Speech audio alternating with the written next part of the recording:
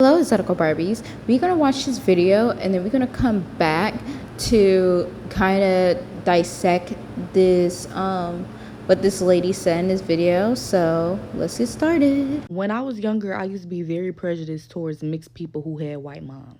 Not light-skinned people, but mixed people with white moms. Your mama could be Mexican, your mama could be Chinese, Indian, whatever it was. Your daddy could be white, but if that mama was white, and I'm 22, so when I was younger, it wasn't a long time ago. Like, when I was in high school, I really used to be prejudiced towards people with white moms. I used to side at them, look at them differently than the rest of us until I started to feel for them. Until I got an understanding of what they actually. So one thing I noticed, especially like in the Black community and whatnot, they don't give you a specific reason as to why they don't like you.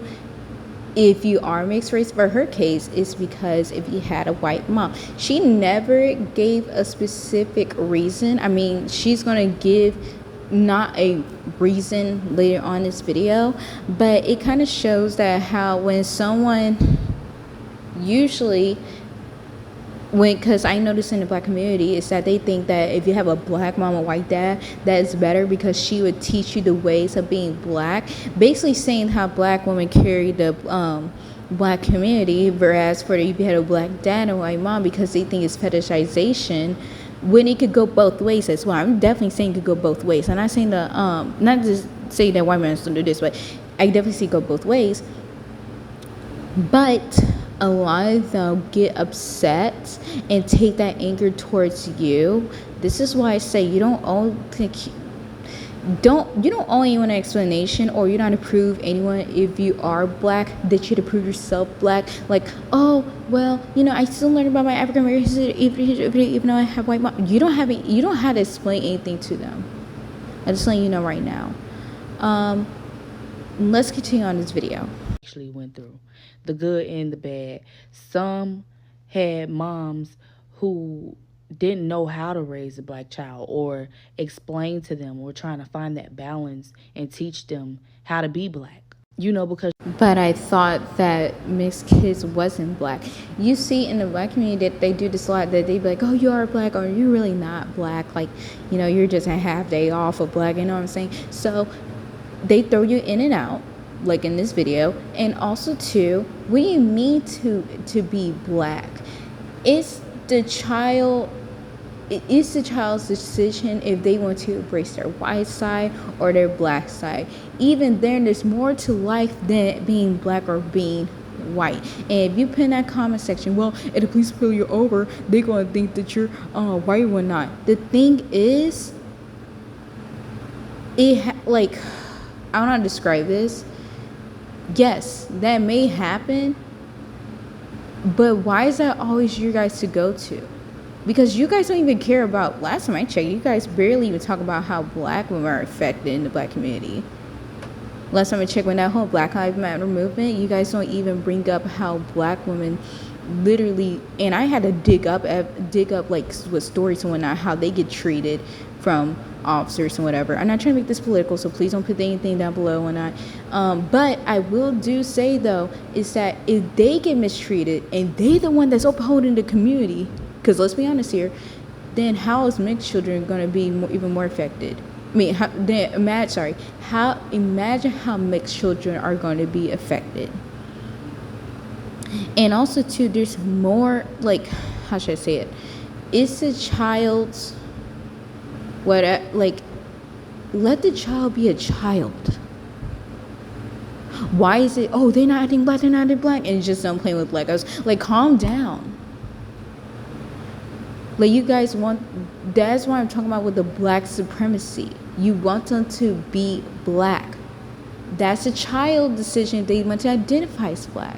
And plus two is not like later on they can choose to go and identify with the community when I learn about the community. Is just let them do what they want to do. And why does it even concern you? Because you don't, last time I checked, from what I checked, you don't have mixed kids, okay? And even then, that's, I hope to God, like, you don't have them kids for long, because why would you do that to the kids? Don't get me wrong, there's nothing wrong with embracing a culture. You know what I'm saying? Where it's like, hey, I'm going to teach you about your culture, your other side, or whatnot. That's not a bad thing.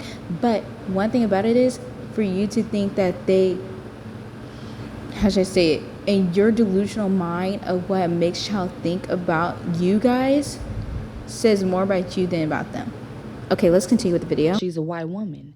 And then there are those who had white moms who were coming from racist backgrounds, have an identity crisis. I genuinely, like, you know, I genuinely feel for people who are not just people who are mixed with white moms, but I feel for mixed people who are mixed with white in general, but especially those with white moms, because I feel like they are outcasted. And it was once by me. And I honestly feel bad for treating y'all that way because y'all can't help it.